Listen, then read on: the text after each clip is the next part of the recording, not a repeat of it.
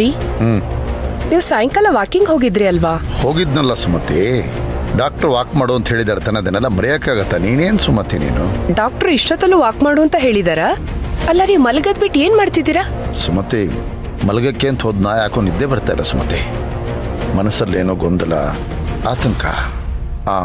ನಮ್ಮ ಮಚ್ಚುಗೇನಾದ್ರೂ ಮೈ ಹುಷಾರಿಲ್ವಾ ಅಂತ ಒಂದು ಭಯ. ಅರ್ಚನಾ, ಅರ್ಚನಾ, ಏನಾಯ್ತು ಅರ್ಚನಾ? ಅರ್ಚನಾ, ಅರ್ಚನಾ, ಅರ್ಚನಾ, ಡಾಕ್ಟರ್! ಅರ್ಚನಾ, ಏನಾಯ್ತು ಅರ್ಚನಾ?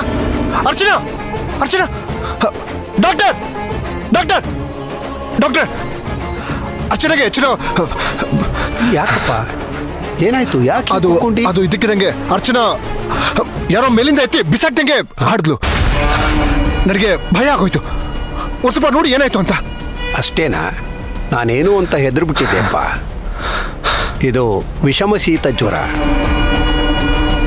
ಜ್ವರ ಬಂದಾಗ ದೇಹ ಕಂಸಕ್ಕೆ ಶುರು ಮಾಡಿಬಿಡುತ್ತೆ. ನಾನು ಕೊಟ್ಟಿರೋ ಚಿಕಿತ್ಸೆಗೆ ದೇಹ ಸ್ಪಂದಿಸ್ತಾ ಇದೆ. ಏನ್ರಿ ನೀವು? ಈಗ ತಾನೇ ಅವಳನ್ನ ನಾವು ಮದ್ವೆ ಮಾಡಿ ಗಂಡನ ಮನೆಗೆ ಕಳ್ಸ್ಕೊಟ್ ಬಂದಿದೀವಿ. ಅವಳು ಗಂಡನ ಮನೆಗೆ ಎಷ್ಟು ಖುಷಿ ಖುಷಿಯಾಗಿ ಹೋಗಿದ್ದಾಳೆ. ನೀವು ನೋಡಿದ್ರೆ ಹೇಗೆ ಹೇಳ್ತಿದ್ದೀರಲ್ಲ? ಇಲ್ಲ ಸುಮತಿ, ನನ್ನ ಮನಸ್ಸು ನನಗೆ ಸುಳ್ಳು ಹೇಳಲ್ಲ. ನಮ್ಮ ಅಚ್ಚುಗೆ ತಲೆನೋವು ಜ್ವರನ ಬಂದಿರಬೇಕು, ಅದಕ್ಕೆ ಈಗ ಆಗ್ತದೆ ನನಗೆ. ಏನ್ರಿ ನೀವು ಇಷ್ಟೊತ್ತಲ್ಲಿ ಈ ತರ ಮಾತಾಡ್ತಿದ್ದೀರಲ್ಲ? ಮೊದ್ಲು ಬಿಡ್ತು ಬಿಡ್ತು ಅನ್ನಿ ಹೇಳಿ. ಬಿಡ್ತು ಬಿಡ್ತು. ನನಗೆ ಈ ಥರ ಸುಮ್ಮನೆ ಅನ್ಸಲ್ಲ ಅಲ್ವಾ ಸುಮಾ? ಆದರೂ ನಿನಗೆ ಕೆಲವೊಂದು ವಿಷಯಗಳು ಹೇಳಿದ್ರೆ ಅರ್ಥ ಆಗೋದಿಲ್ಲ.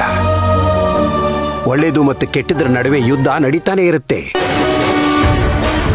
ಅದರ ಪರಿಣಾಮನೇ ಅವರು ಮೇಲಕ್ಕೆದ್ದು ಕೆಳಗೆ ಬಿದ್ದಿದ್ದು. ನನಗೆ ನೀವು ಹೇಳೋದೇನು ಅರ್ಥ ಆಗ್ತಿಲ್ಲ ಡಾಕ್ಟ್ರೆ.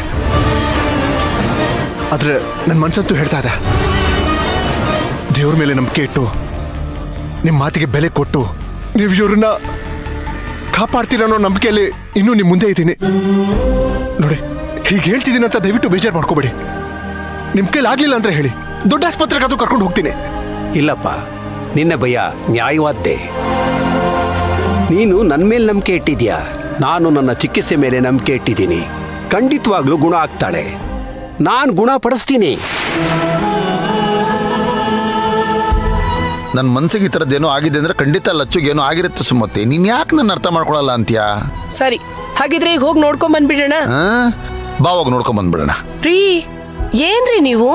ನಿಜ ಹೇಳ್ತೀನಿ ಕೇಳಿ, ನಿಮ್ ದೇಹ ಮಾತ್ರ ಗೂಳಿ ತರ ಬೆಳೆದಿದೆ, ಆದ್ರೆ ತಲೆನಲ್ಲಿ ಬುದ್ಧಿ ಒಂಚೂರು ಬೆಳೆದಿಲ್ಲ. ಅಲ್ಲ ರೀ, ಇವತ್ತವಳದು ಫಸ್ಟ್ ನೈಟು.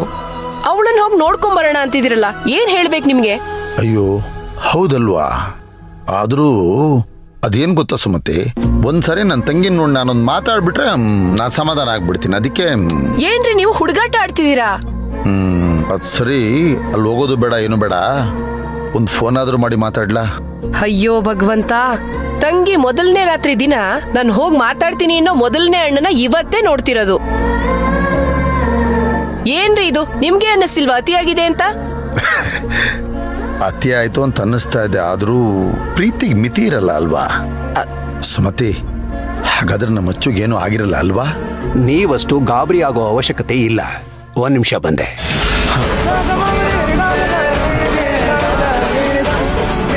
ಅರ್ಚನಾ, ಅರ್ಚನಾ, ನನ್ನ ಮಾತು ಕೇಳಿಸ್ತಾ ಇದೆಯಾ ನಿನ್ಗೆ? ನಾನು ಚಿನ್ನು, ನೀನ್ ಚೈನೀಸು. ಅದಿನ ಬೈತಿದ್ಯಲ್ಲ ನನಗೆ. ಕಣ್ಬಿಡು ಅರ್ಚನಾ, ಬೈ ಅರ್ಚನಾ ನನಗೆ. ನೋಡು, ನೀನೇನ್ ಬೇಕಾದ್ರೂ ಮಾಡು, ಕಣ್ಬಿಡು ಅರ್ಚನಾ. ಅರ್ಚನಾ, ಅರ್ಚನಾ, ಇಲ್ಲಿ ನೋಡು ಅರ್ಚನಾ, ಮಾತಾಡು ಅರ್ಚನಾ. ಕೇಳಿಸ್ತಾ ಇದೆಯಾ ಅರ್ಚನಾ? ಇಲ್ಲಿ ನೋಡಿ, ಇದನ್ನು ತಗೊಂಡು ಆಕೆ ಹಣೆ ಮೇಲೆ ಹಾಕಿ. 1-2 ಗಂಟೆ ಆದ್ಮೇಲೆ ತಾನಾಗಿ ಅದೇ ಒಣಗೋಗುತ್ತೆ. ತಲೆ ಕೆಡ್ಸ್ಕೋಬೇಡಿ. ಏನು ಆಗಿರಲ್ಲ ರೀ, ಅವಳಲ್ಲಿ ಸಂತೋಷವಾಗೇ ಇರ್ತಾಳೆ. ಆದ್ರೆ ನನಗೆ ನಿಮ್ ಕಾಟ ತಡ್ಕೊಳಕ್ ಆಗ್ತಾ ಇಲ್ಲ ರೀ. ನನಗೊಂದೊಂದ್ಸತಿ ಏನನ್ಸತ್ತೆ ಗೊತ್ತಾ, ನೀವ್ ಹೆಂಡತಿಯಾಗಿ ನಾನ್ ಗಂಡ ಆಗಿರ್ಬೇಕು ಅಂತ ಅನ್ಸುತ್ತೆ. ಅಷ್ಟು ಕಾಟ ಕೊಡ್ತೀರಾ? ನಡೀರಿ, ಮಲ್ಕೋ ನಡೀರಿ. ಸರಿ ಸರಿ, ಮಾತ್ಗೂ ಬೈಬೇಡ ನಿನ್ನ. ನೀವ್ ಹಿಂಗೆ ಮಾಡ್ತಾ ಇದ್ರೆ ನಾನು ಆಚೆಯಿಂದ ಬೀಗ ಹಾಕ್ಬಿಡ್ತೀನಿ. ಅದ್ ಹೆಂಗ್ ಹೊರಗೆ ಹೋಗ್ತೀರಾ ನಾನೇ ನೋಡ್ತೀನಿ. ಮಗು ತರ ಗದರ್ತೀಯ ನೀನನ್ನ. ಎಲ್ಲದಕ್ಕೂ ಬೈತಾ ಇರ್ತೀಯಪ್ಪ ನೀನು.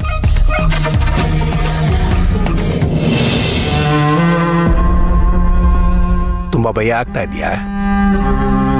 ನಂಗೊತ್ತು ಈಕೆನ ನೀವು ತುಂಬಾ ಪ್ರೀತಿ ಮಾಡ್ತೀರಾ ಅಂತ.